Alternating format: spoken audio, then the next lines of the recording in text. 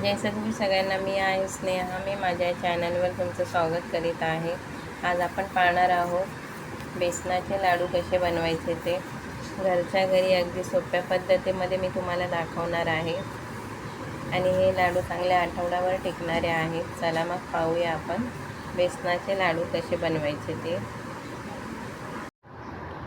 सगळ्यात आधी आपल्याला इथे चण्याचं पीठ हे भाजायचं आहे. त्याच्यासाठी मी इथे जाडसरची कढई घेतलेली आहे.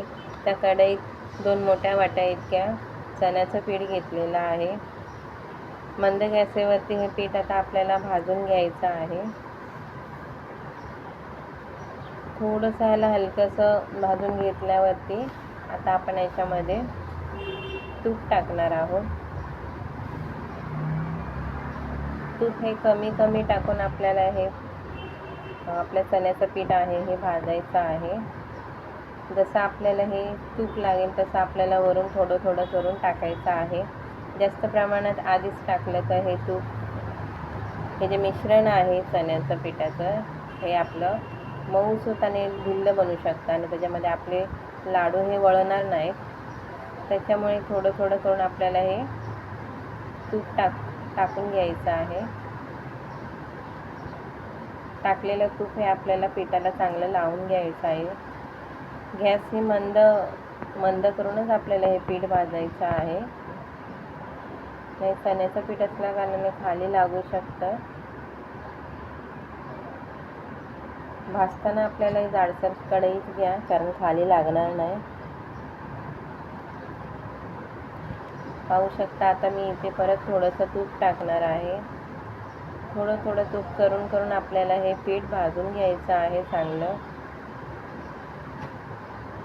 जसं आपल्याला जितकं लागेल तितकं आपल्याला थोडं थोडं करून तूप टाकायचं आहे. इथे मी 2 ते 3 चमचे इतकं तूप घेतलेलं आहे. परत ह्याला भाजून घेत आहे तुपामध्ये. अशीच प्रोसिजर आपल्याला करायची आहे जोपर्यंत आपलं हे जे आहे चण्याचं पीठ हे लालसर होत नाही, चांगलं भाजून निघत नाही आहे तुपामध्ये, तोपर्यंत आपल्याला थोडं थोडं करून तूप टाकून याला भाजून घ्यायचं आहे.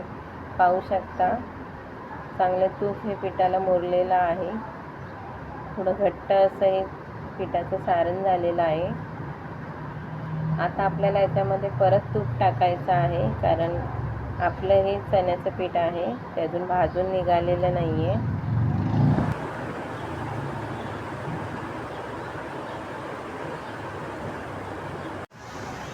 चण्याचं पीठ हे भाजून निघाल्यावर ह्याचा कलर जो आहे तो लालसर असा दिसून येतो. याच्यामध्ये मी परत इथे 1 ते 2 चमचे इतकं तूप टाकून त्याला परत भाजून घेणार आहे.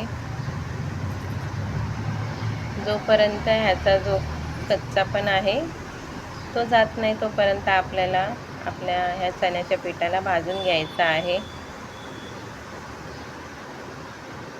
पाहू शकता तुम्ही इथे आपले जे 2 वाटीचं चण्याचं पीठ होतं ते इतकं एवढं झालेलं आहे. ह्याच्यातही चांगले 8 ते 9 इतके लाडू बनवू शकतात.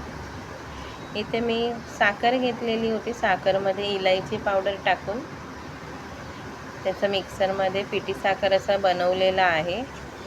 कारण अखंड साखर ही पटकन पिठामध्ये विरघळत नाही म्हणून आपल्याला ही पिठी साखर करून टाकावी लागते.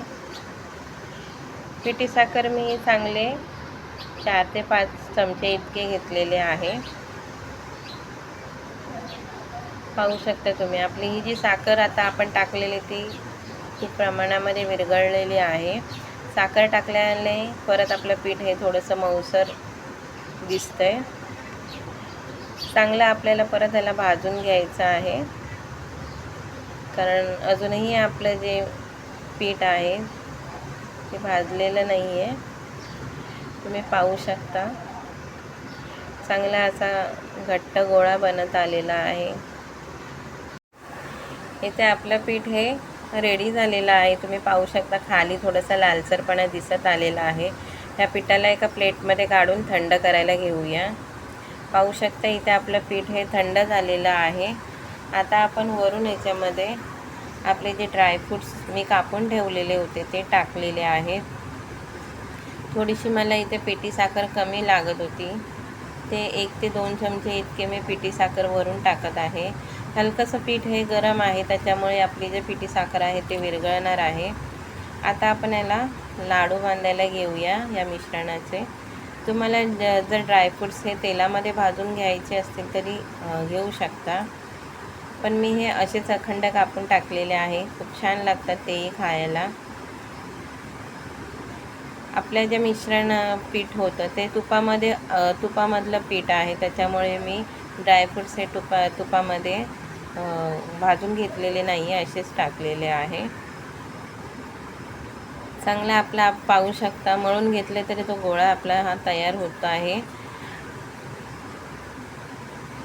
इतपत आपल्याला हे पीठ एवढंच करायचं आहे. जास्त प्रमाणात जर तुम्ही तूप टाकलात तर खूप पातळ होणार आणि आपले लाडू वळणार नाहीत ते. काही जणांना तर ह्याच्यापेक्षा अजूनही सुकं पीठ लागतं, ज्याच्याने अलगद हा लाडू आपला तयार होतो. पण तूप जर जास्त प्रमाणात टाकलं तर हे लाडू जास्त 7 ते 8 दिवस इथे टिकणारे आहेत आणि फ्रीजमध्ये ठेवले तर खूप असे छान टिकून राहतात हे 15 दिवस तरी.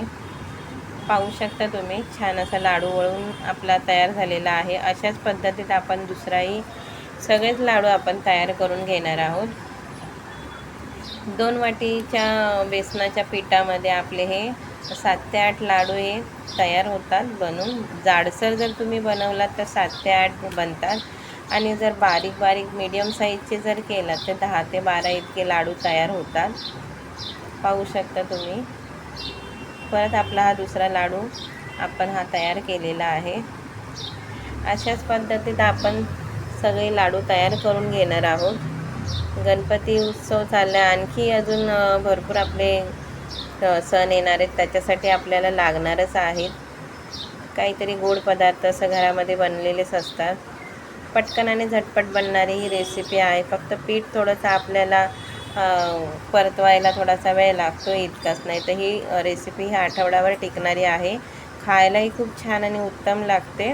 करून पहा. रेसिपी जर आवडली असेल तर सबस्क्राईब नक्की करा. भेटूया पुढच्या रेसिपीला. तोपर्यंत सगळ्यांना जय सद्गुरू.